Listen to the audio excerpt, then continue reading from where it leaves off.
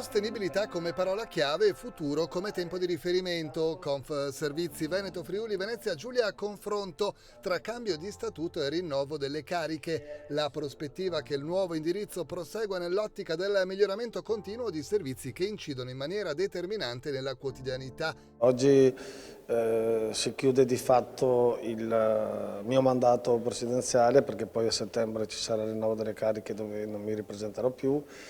Credo di lasciare una situazione molto positiva. La situazione è cresciuta tantissimo, con i numeri di oggi abbiamo 44 iscritti tra gruppi e aziende che cubano in termini di valore della produzione più di 6 miliardi di euro e che impiegano quasi 20.000 dipendenti.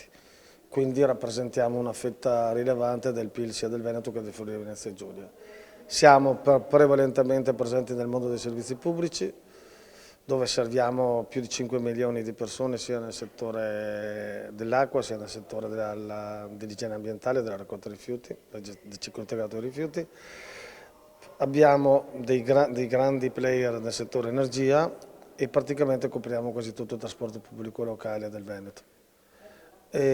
Oggi abbiamo anche presentato il nostro primo report di sostenibilità, perché questo è evidente che rappresenta il nostro futuro. Abbiamo una quantità e una qualità di servizi che offriamo alle associate che sono testimoniate dai numeri, dalle richieste che ci fanno le associate, e devo dire anche con orgoglio che, essendo polo tecnologico di Uno Nettuno, riuscendo a laureare qualche centinaio di ragazzi ogni anno, diamo anche un contributo all'aumento, al miglioramento del livello di preparazione dei nostri giovani per affrontare in maniera compiuta il mercato del lavoro. Le nostre aziende in questo periodo stanno seguendo hanno un'evoluzione piuttosto complessa, perché il post-Covid ha colpito soprattutto alcuni settori, tipo il trasporto, da quale provengo io. Abbiamo un problema di reclutamento del personale, questo è abbastanza trasversale, e lì è il grande punto di domanda per il nostro futuro. Non si trovano più autisti, non si trovano più idraulici, non si trovano più elettricisti, che sono l'anima dei servizi che noi offriamo, sono coloro i quali ci consentono di produrre dei servizi di livello. E lì questa è la grande sfida. Adesso le aziende hanno già fatto la loro parte, noi abbiamo messo molti soldi nei rinnovi contrattuali. Evidentemente non basta, perché poi dobbiamo segnare anche che c'è un calo demografico e quindi noi dovremo valutare con attenzione anche le offerte e estendere la ricerca per il nostro fabbisogno di personale anche fuori evidentemente dai nostri confini. Ma sono confidente che il tessuto che rappresentiamo è sano, i servizi che eroghiamo sono classificati tra i migliori del Paese e quindi credo che riusciremo a vincere anche questa sfida. In questo suo prossimo passaggio di consegna c'è un termine di magari continuità che spera di poter vedere? Sì, assolutamente sì, anche perché per la prima volta i nuovi organi che andremo a nominare dopo l'estate dovranno aderire a una piattaforma programmatica che gli associati hanno costruito in questi mesi, nella quale sono tracciati i percorsi per il futuro dell'associazione. Noi siamo un'associazione di categoria e quindi devo sottolineare che noi abbiamo la necessità di svolgere la nostra attività per cui siamo nati, cioè l'attività di lobbying, termine che non ho paura a usare, perché, come dire, è assolutamente un mestiere onesto che noi dobbiamo fare, perché noi siamo in grado di dare al legislatore degli elementi utili per poter ben legiferare. E allora ecco un convegno dove l'evoluzione è tema centrale anche in tema di occupazione. Confservizi come esperienza di rete, perché dice dal palco proprio Bettarello, da soli si va bene ma in sistema si va meglio. E un esempio sono le collaborazioni tra le strutture del Nord. Anita Viviani, presidente di Agec Verona, ha raccontato la sua esperienza. Io ho potuto frequentare un master in gestione dei servizi pubblici che Confservizi Veneto e Friuli Venezia Giulia ha offerto ai propri associati mediante una convenzione con Confservizi Lombardia. Il master infatti si svolgeva all'Università di Milano Bicocca, ma noi di Confservizi Veneto e Friuli Venezia Giulia abbiamo potuto frequentarlo a Padova presso la sede di Confservizi Veneto, che è stata una grande agevolazione per ovviamente chi lavora in Veneto e quindi chi deve frequentare un master, un percorso di studi lavorando anche nello stesso tempo.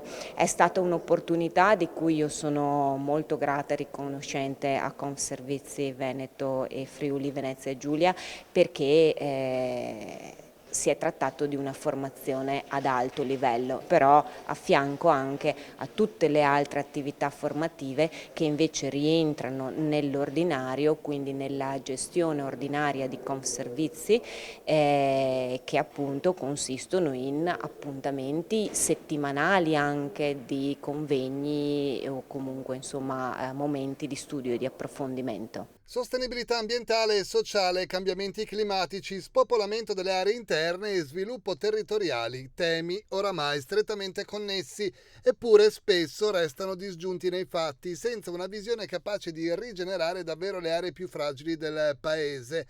Anche le città metropolitane affrontano sfide crescenti legate proprio alla coesione sociale, rappresentando il motore vitale dei territori più dinamici. E così al San Gaetano, in questo contesto, viene detto come le utility possano giocare un ruolo decisivo, contribuendo a costruire modelli sostenibili e inclusivi. Il convegno ha voluto accendere riflettori su queste connessioni ancora poco comprese nella loro reale portata, proponendo nuove direzioni di sviluppo. Viviamo adesso in un contesto di cambiamento climatico sempre più repentino e quindi abbiamo anche noi come soggetti gestori del servizio idrico una forte connessione con questa situazione, quindi tematiche quali la resilienza delle infrastrutture, cioè quando una infrastruttura idrica va in fibrillazione ce n'è subito un'altra pronta per garantire il servizio. Sappiamo che il servizio è un servizio pubblico essenziale, incomprimibile, H24, e dobbiamo avere una capacità molto pronta di risposta di fronte a contesti di stress idrico. Viviamo in un contesto anche di transazione digitale, energetica, quindi sono tutte sfide in cui i servizi pubblici locali sono fortemente ingaggiati. Come CAF su questo abbiamo aperto delle progettualità innovative, una per tutte per esempio il riutilizzo delle acque depurate al terzo stadio di depurazione per il mondo dell'industria. Sappiamo che è uno dei mondi molto energivori e molto utilizzatore anche della risorsa idrica, quindi delle tematiche diciamo alternative per preservare l'acqua di falda per il consumo umano vanno assolutamente sostenute. In questo contesto l'associazione Conservizi, di cui noi facciamo parte, è un grande laboratorio anche di confronto. Il tema di oggi anche del convegno in tema di cambiamento climatico, aggregazioni tra soggetti gestori, quindi anche il fattore dimensionale è molto importante, che deve avere una capacità industriale molto spinta, risorse, capacità di investimento, e quindi sono tutti temi che vanno opportunamente declinati e affrontati in un'ottica sistemica. Noi guardiamo chiaramente come AMIA, ci occupiamo di ambiente, per cui è importante per noi anche partecipare in situazioni come questa di confronto sull'ambiente. Ci occupiamo di ambiente dal punto di vista di verde, orizzontale e verticale, e raccolta rifiuti, gestione cosiddetta ambientale di pulizia.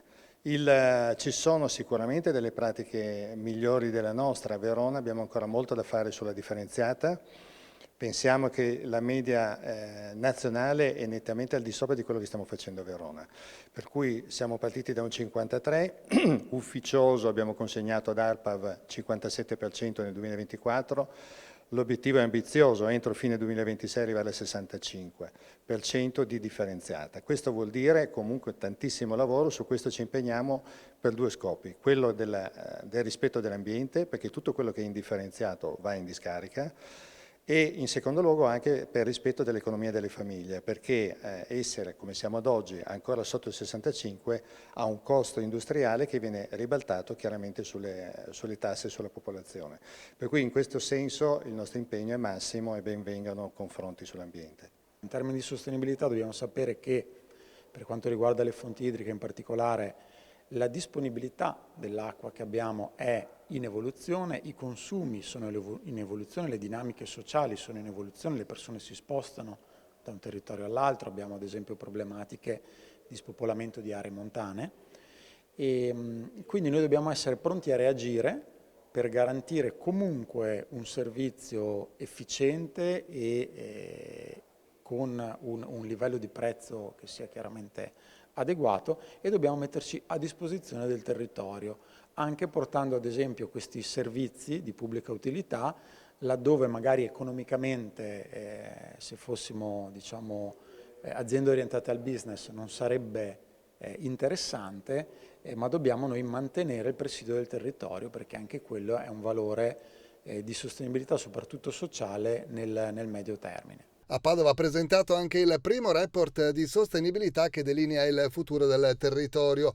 un sistema sovraregionale che vuole eccellere nella competitività. Indicativa allora la presenza al San Gaetano di Federica Franzoso, dirigente del Ministero delle Imprese e del Made in Italy, referente delle cosiddette case, nuovo punto di accesso e ascolto a disposizione di imprese e cittadini. Conservizi avrà un rapporto con Mimit proprio per portare a fattor comune le istanze delle varie aziende e diventare quindi un altoparlante delle esigenze e quindi poi portare a casa risultati che si traducono sempre in servizi che migliorano, in qualità e anche con una visione del futuro legata, perché ricordiamoci che il convegno nasce anche con l'idea dei cambiamenti climatici, no? Oggi non si può più parlare di un fattore straordinario, è un fattore che è diventato quotidiano e quindi il sistema deve adattarsi a vivere in un cambiamento che sarà parte, diciamo, per sempre, quindi dobbiamo inseguirlo ma dobbiamo saperlo gestire per mantenere sempre la qualità dei servizi a cui siamo abituati. E parlando di futuro, facendo un passo più in là per Conservizi Veneto, Friuli, Venezia Giulia, è anche un momento di cambiamento, anche un momento di prospettiva futura. Dopo l'estate ci sarà un nuovo mandato, ci saranno delle novità anche dal punto di vista interno alla struttura stessa.